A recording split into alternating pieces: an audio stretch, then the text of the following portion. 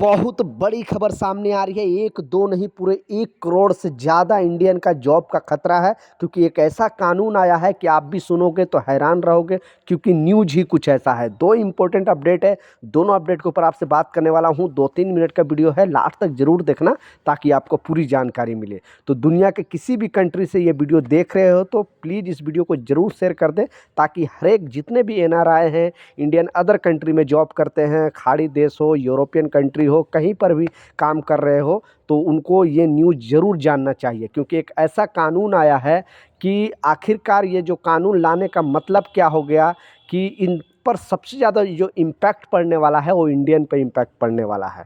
क्योंकि clearly update में इसमें बता दिया गया है, इस न्यूज़ में बता दिया गया है कि अगर यहाँ पे यानी बेसिकली जो नाम लिया गया है, ये 6 कंट्री में ज़्यादा इसका इम्पैक्ट पड़ने वाला है। जैसे GCC country, Oman, Qatar, Saudi, Bahrain, Dubai. Data के हिसाब से बहुत बार डेटा बता चुका हूँ, लेकिन डेटा के हिसाब से 1 करोड़ से ज़्यादा इंडियन ये 6 कंट्री में रहते हैं। पहले नंबर पे है जो यूएई है, यानी यूनाइटेड अरब इमारात के अंदर 4.3 मिलियन इंडियन रहते हैं। मिनी इंडिया भी बोला जाता है दुबई को, ठीक है। यानी 43 लाख भारतीय तो सिर्फ वहाँ पे रहते हैं।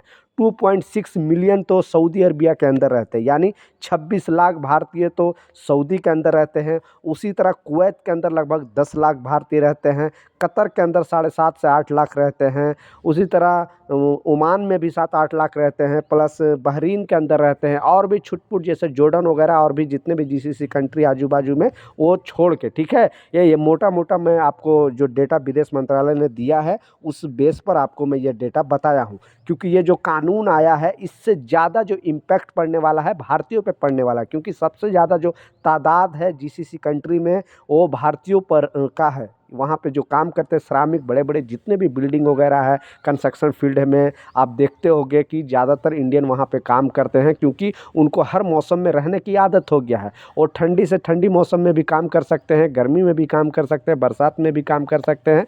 तो ज़्यादा धूप वहाँ पे यानी ज़्यादा गर्मी गिरता है खाड़ी देश में, वहाँ पे 50 डिग्री से ऊपर चला जाता है गर्मी में। तो उस सिचुएशन में काम करना हर कंट्री के लोग की बस की बात नहीं। इसलिए ज़्यादातर इंडिया, पाकिस्तान, बांग्लादेश, नेपाल, ये 4-5 कंट्री के लोग वहाँ पे जाते हैं, काम करते हैं और वहाँ से अपने फैमिली के लिए पैसे वगैरह भेजते हैं। इससे क्या होता है कि कंट्री को भी बहुत सपोर्ट मिलता है। जैसे भारत में सबसे ज़्यादा जो भारत में पैसे भेजा जाता है अभी इस टाइम प्रेजेंट टाइम में, वो दुबई से भेजा जाता है, यानी यूनाइटेड अरब इमारात से भेजा जाता है। तो इससे भारत का जो है भारतीयों को भी मतलब बहुत सपोर्ट मिलता है, भारत सरकार को बहुत सपोर्ट मिलता है।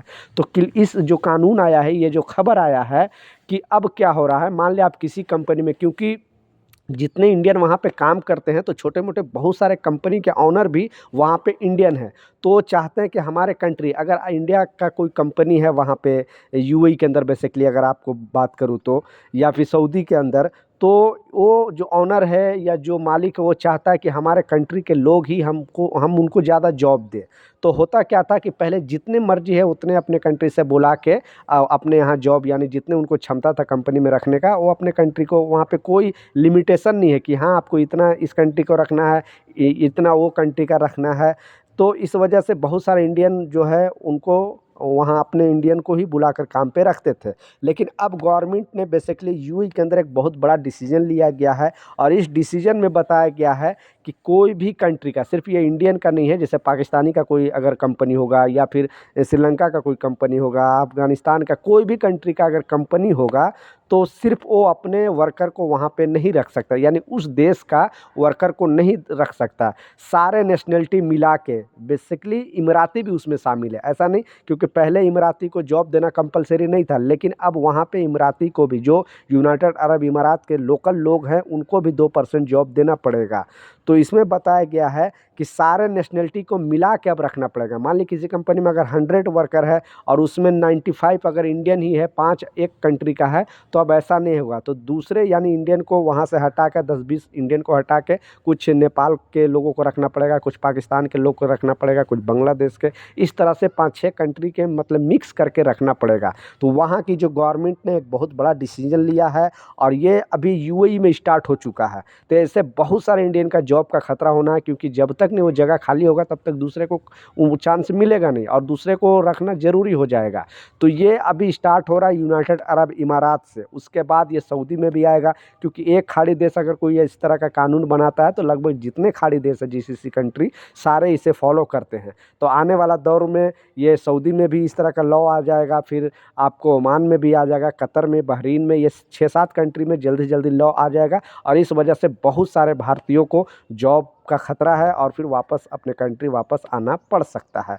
अब भारत सरकार को चाहिए कि इसमें कुछ ना कुछ उस कंट्री के, क्योंकि भारत का जो जीसीसी कंट्री है सारे कंट्री से अच्छा रिश्ता है, तो उनके साथ कुछ ना कुछ बातचीत करे ताकि जो हमारे वहाँ पे श्रमिक काम कर रहे हैं उनको उनका जॉब ना जाए। लेकिन ये कानून आ चुका है और यूनाइटेड अरब इमारात से ये चीज़ लागू हो चुका है। बहुत सारे लोगों को इंटरनल मैं आपको बता रहा हूँ कि बहुत सारे लोगों को जॉब भी जा रहा है, गवर्नमेंट को पता भी नहीं चलता, यानी भारत सरकार को पता भी नहीं चलता है और वो लोग वापस आ जा रहे हैं, क्योंकि ये बताकर वो आपको निकालेंगे नहीं। आपका वीज़ा जैसे ही एक्सपायर होगा आपको दूसरा वीज़ा रिन्यूअल ही नहीं करेंगे, तो आपको बोलेंगे जाओ अपने कंट्री में जाओ, हो गया मेरे पास काम नहीं है, फिर आपके बदले में दूसरे कंट्री के जैसे नेपाल के या बांग्लादेश या पाकिस्तान के लोगों को रख लेंगे ताकि वो जो रूल है उसे पालन कर सके।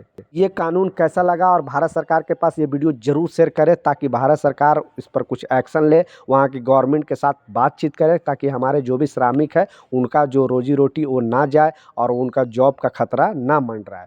तो ये कुछ अपडेट था, कुछ जानकारी था, मैं सोचा आप लोग के साथ शेयर करूँ। मिलता हूँ नए अपडेट के साथ, नई जानकारी के साथ, जब तक जय हिंद।